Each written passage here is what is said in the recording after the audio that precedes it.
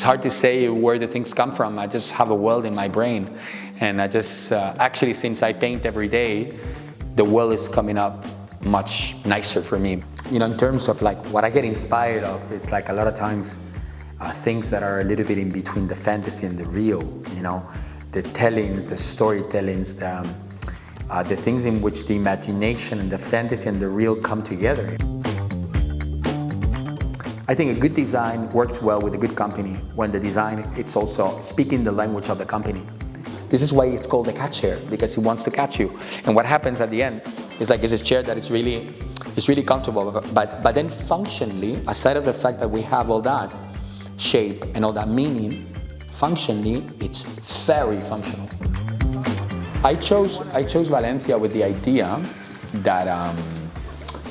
that it would be a place in which I can produce things in the most comfortable way. And when I arrived to Valencia, I realized Valencia is a little bit of an Italy, you know, in terms of production. And I was used to Italy. I opened my studio in the year 2000 in Treviso.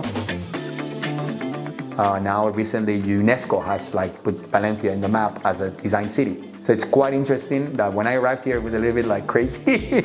Now it's very design city. I don't know if I made something for that too, but it's a place you live really well. You know, it's beautiful. This is why I'm a designer and an artist. I work in both fields and I feel comfortable with it because I'm not lying to any of the two fields. When I have to paint, I do a painting with my fantasy, with my world. And if I do a sculpture, it doesn't have a function, but it has a meaning. But when I have to do a design, I want the design to be good. And I want the design to be functional, good, strong, that stays in the market, that stays in the houses of people, that people feel good with it, and not be a weird shape that is too much about expression. For that, I have the art platform. I can do that in there.